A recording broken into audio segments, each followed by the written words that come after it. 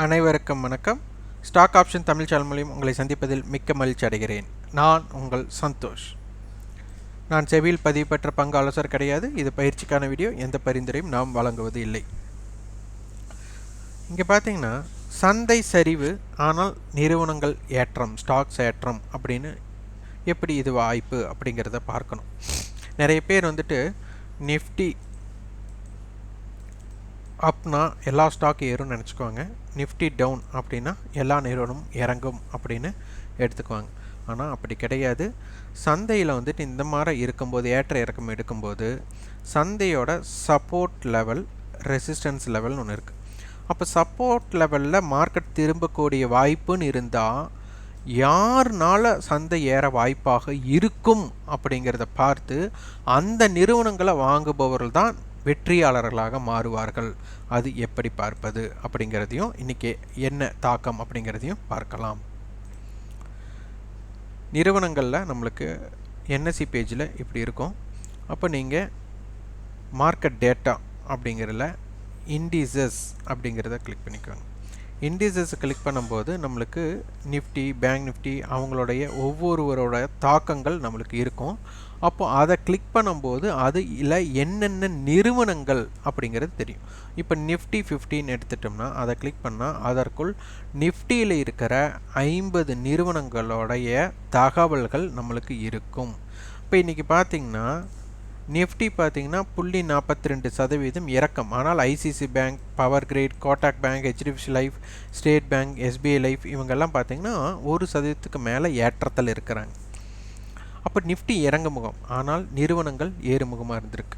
அப்போ இதனை எப்படி செய்வது அப்படிங்கிறத முதலில் பார்க்கணும். அப்போது உங்களுக்கு இண்டெக்ஸ் வாட்சில் எல்லாமே நெகட்டிவில் இருக்குது. இதில் யாரெல்லாம் பாசிட்டிவில் இருக்காங்க அப்படின்னு செக்டார் இண்டிசஸில் போய் பார்க்கணும்.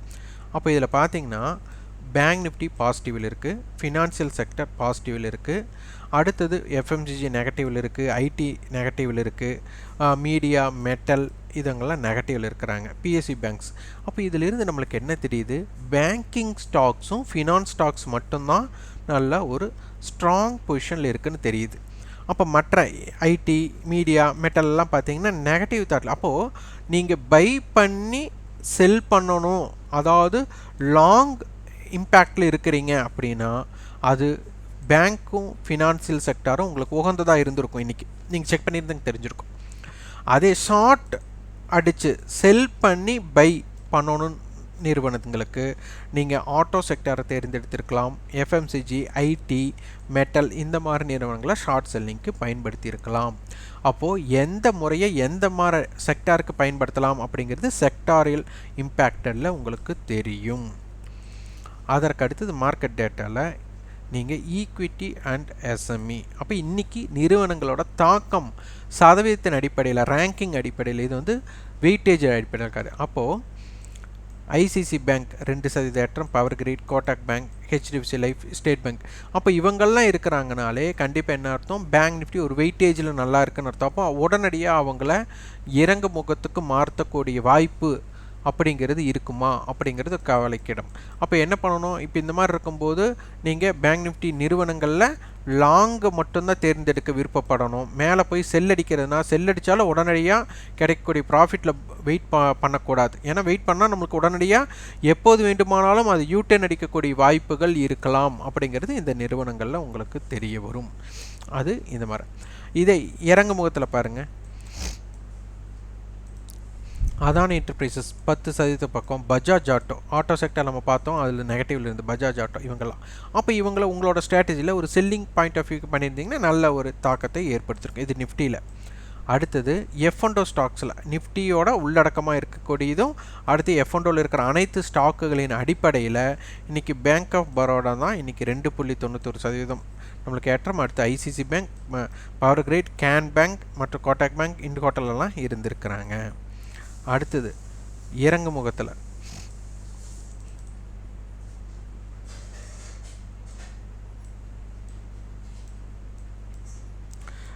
பார்த்தீங்கன்னா Adani enterprises, Mphasis, ZEEL, Bajaj auto, Ambuja cements, Motherson Sumi இந்த மாதிரி நிறுவனங்கள் அனைத்துமே பார்த்திங்கன்னா அதிகமான இறக்கத்தை சந்தித்துள்ளார்கள். அப்போ இந்த மாதிரி முறைகளில் போய் பார்த்து நீங்கள் வியாபாரம் செய்ய முற்படலாம். அதனால் இதை முதலில் இது தெரிந்து கொள்ளுங்கள் என்னென்ன நிறுவனங்கள் அப்படின்ட்டு. அதுக்கு அடுத்து வந்து லெவல்ஸ் பார்க்குறத வந்து நம்ம ஒவ்வொரு வீடியோலையும் ஒவ்வொரு கண்டென்ட்டாக கொஞ்சம் கொஞ்சம் ஆட் பண்ணி கொடுக்கலாம். அதனால் ஒரு ஸ்டாக் செலெக்ஷனுக்கு இந்த மாதிரி முறைகள் தான் நீங்கள் பயன்படுத்தணும். அதனால் என்எஸ்சியே உங்களுக்கு எளிமையாக உள்ளது. இதனை பார்த்து நீங்கள் பயிற்சி பெற்றாலே போதும். இந்த வீடியோ உங்களுக்கு பயனுள்ளதாக இருந்தால் லைக் பண்ணுங்கள், ஷேர் பண்ணுங்கள், சப்ஸ்கிரைப் பண்ணுங்கள். கண்டிப்பாக உங்கள் ஃபீட்பேக் கமெண்ட் பாக்ஸில் பதிவு பண்ணுங்கள். நன்றி, வணக்கம்.